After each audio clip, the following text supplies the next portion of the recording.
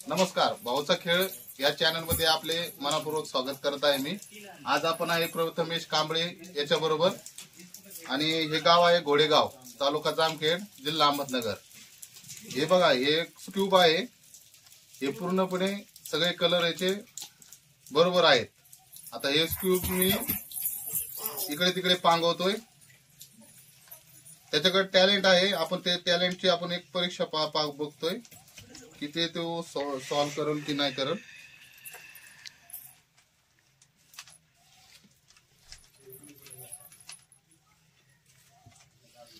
आता हे आपण अस्तव्यस्त केलेलं आहे, सगळं बघू शकता,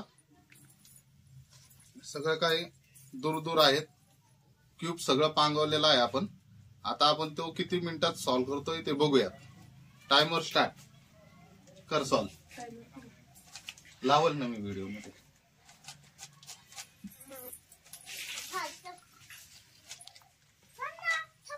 त्याच्या बोटांचा स्पीड बघा किती फास्ट आहे, आपली नजर बिंकते, त्याचे बोट इतके जोरात बिंकतात।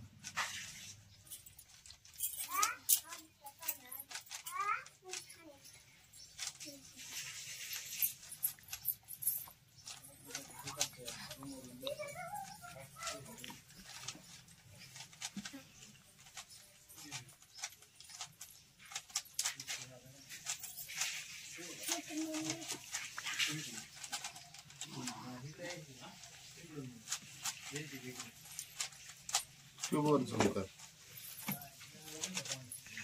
ओके,